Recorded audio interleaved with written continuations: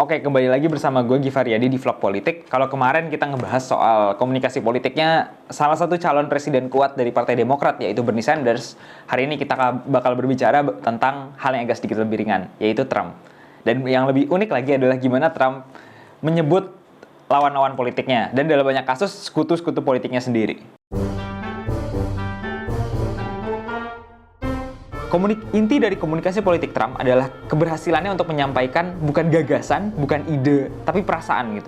Dan untuk ngelihat skena politik Amerika yang diisi dengan politisi-politisi yang jujur aja, dalam mata elektoratnya sendiri itu kurang otentik, Trump itu angin segar gitu. Dia mengatakan apa yang orang ingin dengar ia katakan, dan dia berhasil merasakan dan membuat orang merasakan apa yang ingin dia rasakan.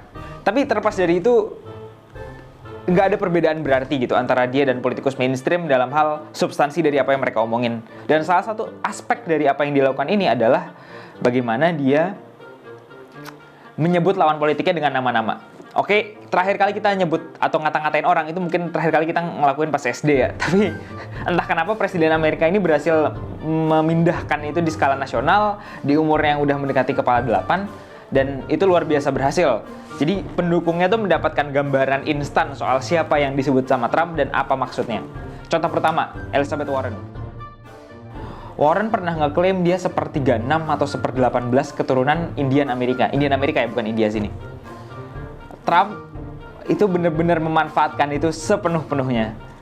Setiap dia merujuk pada Elizabeth Warren, senator dari Massachusetts itu, dia pasti nyebutnya sebagai Pocahontas gitu. Pocahontas ngerujuk ke tokoh Indian dalam cerita Disney yang kita sama-sama tahu lah.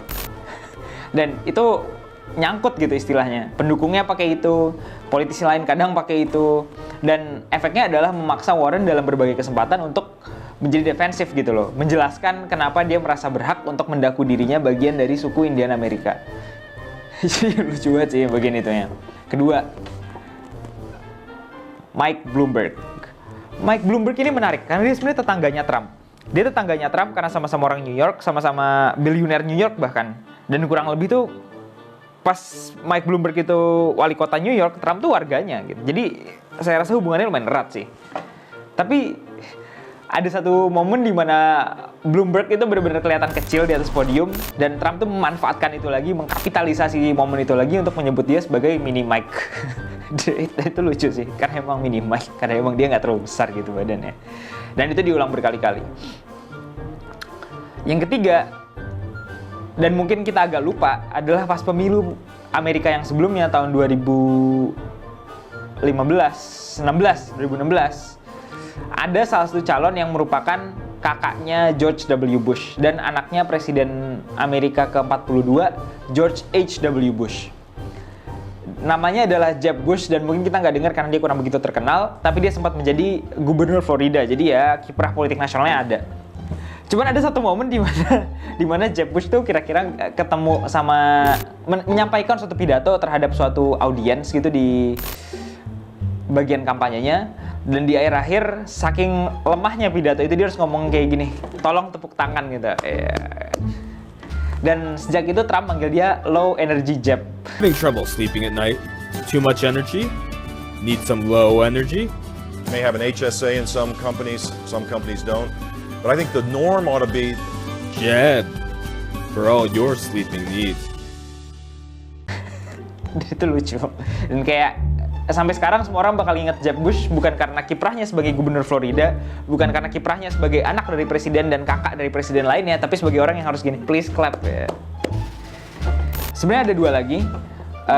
Satu Ted Cruz dan Hillary. Itu gue sebut bareng karena dia nyebutnya sama, Lying Hillary atau Lying Ted. Hillary dia juga tambahin lagi Crooked Hillary, terutama setelah yang kejadian di Benghazi itu. Jadi ketika Hillary menjadi Menteri Luar Negeri Amerika Serikat, ada kasus di mana konsulat Amerika Serikat di Benghazi, Libya diserang sama kelompok teroris, dan Hillary dianggap bertanggung jawab karena dia nggak memberikan respon yang sigap terhadap itu.